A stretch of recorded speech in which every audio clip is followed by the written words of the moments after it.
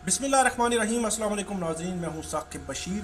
शेख रशीद अहमद जो 2 रोज़ कबल Islamabad high court के हुक्म पर उनको रिहा किया गया, ज़मानत मिली, उसके बाद इस्लामाबाद कचहरी में आई हैं।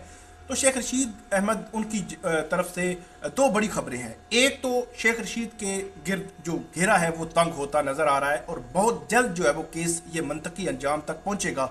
बज़ाहिर ऐसे लगता है कि ये केस जो है वो ख़त्म होने वाला नहीं है, लेकिन जिस तरह समझा गया था केस ये था कि आसिफ अली जरदारी ने इमरान खान को जो है वो उसके कत्ल की साजिश तैयार की है। ये पूरा केस है कि शेख रशीद ने ये जो है वो निजी चैनल पर बैठ कर ये बयान दिया था, उस पर FIR हुई, उसके बाद सारी तफसीलात आपको पता है और शेख रशीद जो है बाहर आए।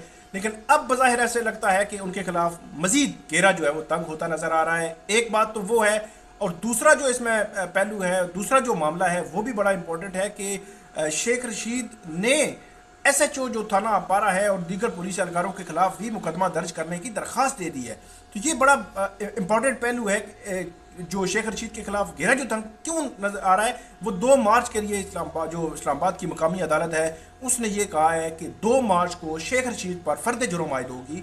और जो पुलिस है, इस्लामाबाद की पुलिस है, उसने तारीख रकम की है। मतलब तारीख रकम की है वो किस तरह के 14 रोज़ के अंदर, मतलब 4 फरवरी को शेख रशीद को जुडिशल किया जाता है। मतलब उनका फिजिकल रिमांड था, फिजिकल रिमांड के बाद उनको जुडिशल किया गया। जुडिशल करने के बाद 14 रोज़ बाद जो पहली समाअत थी, तो कभी भी ऐसा नहीं हुआ कि हमारे बहुत सारे केसेस में हम कवर करते हैं, देखते हैं, कभी भी ऐसा नहीं हुआ कि पुलिस जो है वो 14 रोज़ के अंदर, कई 14 रोज़ गुजरते हैं उसके बाद चालान आता है। लेकिन शेख रशीद के केस में 14 रोज़ के अंदर अंदर चालान मजिस्ट्रेट के पास आ चुका है। मतलब आप ये समझें कि पिछले उन्होंने जब शेख रशीद को जेल भेजा गया था तो उसके 6-7 रोज़ के बाद ही चालान कचहरी भेज दिया था। उसके बाद एक प्रोसेस है, स्टेप बाय स्टेप पहुँचता पहुँचता वो सेशन जज के पास आता है, उसके बाद मजिस्ट्रेट के पास आता है।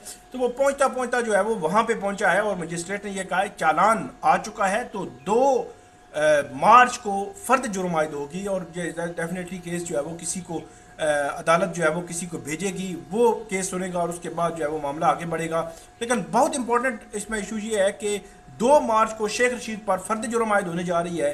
ये बहुत बड़ा इल्ज़ाम है। इस इल्ज़ाम को अगर प्रोसिक्यूशन जो है वो साबित करने में कामयाब होती है तो शेख रशीद को सज़ा भी हो सकती है। और सज़ा होने का मतलब आप समझते हैं कि कन्विक्शन हो तो बंदा नायल है, आप इलेक्शन में नहीं आ सकते। तो ये बहुत इंपॉर्टेंट है। शेख रशीद कहते आए हैं कि थाने में, जेल में उनसे लोग मिलने आए, उन्होंने कहा इमरान खान को छोड़ दें, उन्होंने ऑफरें दी, उन्होंने कहा नई पार्टी बनाते हैं, उन्होंने तरह तरह की बातें की। तो शेख रशीद कहते हैं कि मैंने हमेशा ये कहा है कि इमरान खान का साथ जो है वो मैं नहीं छोड़ूंगा। तो ये बहुत इंपॉर्टेंट मामला है कि शेख रशीद का केस बहुत ही तेज़ी से जो है वो आगे चल पड़ा है और 2 मार्च को शेख रशीद पर फर्द जुर्म आयद करने का फैसला हुआ है और अदालत ने कहा है कि 2 मार्च को फर्द जुर्म आयद कर दी जाएगी। शेख रशीद ने कहा कि मैंने किसी कॉन्फ्रेंस पे जाना है, 15 मार्च के बाद की तारीख रख लेंगे, लेकिन अदालत ने कहा नहीं, क्योंकि चालान आ चुका है तो इसलिए हम इसमें डिले नहीं करेंगे। एक बात, दूसरी बात यह है कि शेख रशीद भी, उन्होंने भी मतलब एक जो है वो दरख्वास्त डाली है, वो थाना आपारा के जो SHO हैं, इसके अलावा दीगर पुलिस एहलकार है जिन्होंने शेख रशीद के घर पर जो है वो उनको गिरफ्तारी की थी। उसमें शेख रशीद ने यह लिखा है कि ये लोग मेरे घर में आए, वहाँ पे 2 फरवरी को मेरे घर आए, उन्होंने दरवाज़ा तोड़ा, फिर दूसरा दरवाज़ा तोड़ा, उसके बाद अंदर आए, उन्होंने घड़ियाँ निकाली, पैसे निकाले, 2 बुलेट प्रूफ गाड़ियाँ ले गए, इसके अलावा नकदी जो है वो वहाँ से उठाकर ले गए, मोबाइल ले गए, 2 मोबाइल जो है वो ले गए। तो शेख रशीद ने यह अलर्ज किया है कि इनके खिलाफ कार्रवाई की जाए, इनके पास कोई वारंट नहीं था, इनके खिलाफ जो है वो कार्रवाई की जाए। अब देखते हैं कि अदालत क्या इस पर करती है, लेकिन मजिस्ट्रेट ने तो यही कहा है कि शेख रशीद के खिलाफ जो शेख रशीद की जो दरख्वास्त है ये सेशन जज के पास जाएगी और सेशन जज इसको देखेंगे कि इस पर करना क्या है।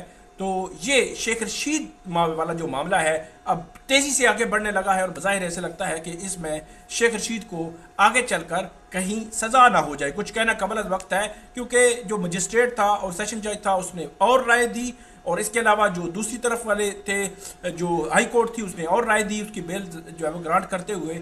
इसलिए कबल अज़ वक्त है कि कुछ कहा जाए, क्योंकि हाई कोर्ट ने भी कहा है कि मामला ट्रायल कोर्ट ही इसको सेटल करेगी।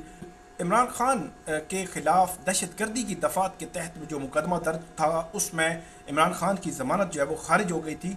लेकिन PTI ने अब इमरान खान को बज़ाहिर ऐसे लगता है कि गिरफ्तारी से बचाने के लिए या कोई भी उनके खिलाफ फैसला आने से बचाने के लिए जो है वो कमर कस ली है। एक तरफ अगरचे इमरान खान जो है वो बुध के रोज़ जेल भरो तहरीक का ऐलान कर चुके हैं, लेकिन दूसरी तरफ हम देखते हैं कि इमरान खान के खिलाफ जो मुकदमात हैं, जो उनकी ज़मानतें हैं, कुछ केसेस में ज़मानतें कबल अज़ वक्त हैं, कुछ में जो है वो कंफर्म हो चुकी हैं, कुछ में चालान आने हैं, कुछ में ट्रायल जो है वो शुरू हो चुका है।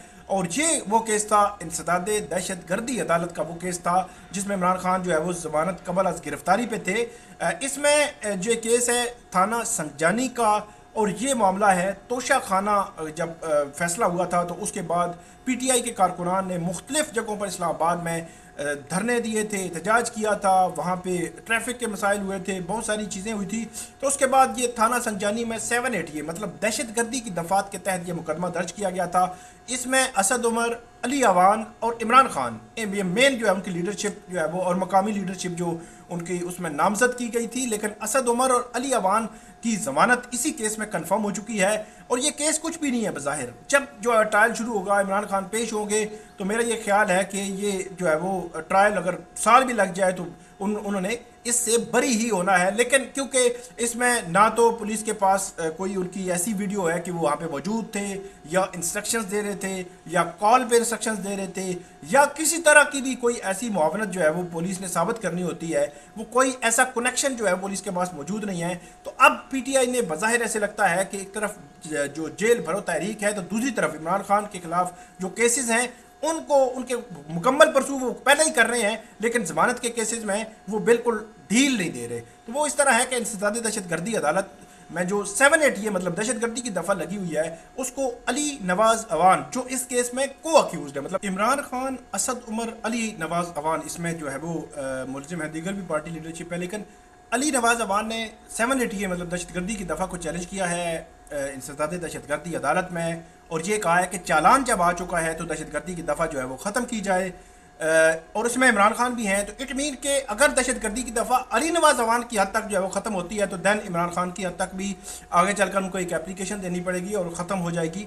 इसमें कोई दो राय नहीं है। एक ना एक दिन दहशत गर्दी की दफ़ा ख़त्म होनी है, ये केस जो है वो कचहरी जाना है, और कचहरी में फिर बाकी रूटीन के 20-25 केसेस जो चल रहे हैं उनके साथ ये केस भी चलना शुरू हो जाएगा। तो बज़ाहिर ये बताने का मकसद ये है कि पीटीआई जो है वो उसने मुख्तलिफ महाज़ों पे जहाँ पे दहशत जो उनकी गिरफ्तारी जहाँ पे हो सकती है उन महाज़ों को संभाला है। और कल उन्होंने प्रोसिक्यूटर जो है, डिस्ट्रिक्ट प्रोसिक्यूटर जो रहनुमा है, जो पीटीआई के रहनुमा है, पीटीआई के वकला हैं, ख़ासतौर पर जो लीगल टीम है, उनकी जानिब से डिस्ट्रिक्ट प्रोसिक्यूटर को ये दरख्वास्त दी गई थी, एक ख़त लिखा गया कि आप 7-8 इसमें से हज़फ करें। तो ये बड़ा इंपॉर्टेंट है कि वो अब देखेंगे कि क्या 7-8 बनती है, क्योंकि आपको शायद याद हो ज़ेबा चौधरी के केस में इस्लामाबाद हाई कोर्ट में ये मामला आया था, तो वहाँ पे बड़ा कैटेगोरिकली इस्लामाबाद हाई कोर्ट के लार्जर बेंच ने कहा था कि इसमें दहशत गर्दी की दफ़ात नहीं लगती, आप निकाल दें।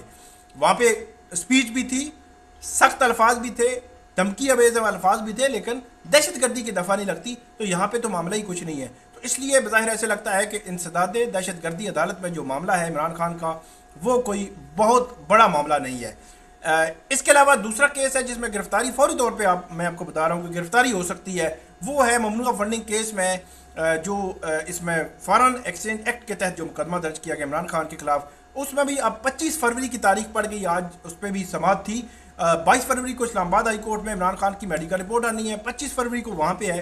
तो अगर इमरान खान जो है वो 25 फरवरी को जो ममनुआ जो बैंकिंग कोर्ट है वहाँ पे पेश हो जाते हैं, इस केस पे अगर मेरिट पे आर्गू हुआ, मेरिट पे इस पे दलाइल हुए, तो इमरान खान की ज़मानत कंफर्म हो जाएगी। उसकी सबसे बड़ी वजह यह है कि हम मेरिट्स को डिस्कस किए बगैर मैं आपको कहूँगा कि को अक्यूज जो हैं इस केस में उनकी ज़मानत कंफर्म हो चुकी है। तो जब को अक्यूज की ज़मानत कंफर्म हो जाए तो जो बाकी मुलज़मान होते हैं उनकी ज़मानत भी कंफर्म होना ही होती है। तकरीबन ये 99% यही होता है। बहुत एक्स्ट्रा ऑर्डिनरी कोई चीज़ ना हो, लेकिन अमूमी तौर पर यही होता है कि ज़मानत कंफर्म हो जाएगी। इसके अलावा इस वक्त तक कोई ऐसा केस नहीं है जिसमें इमरान खान की ज़मानत जो है वो गिरफ्तारी हो सकती है।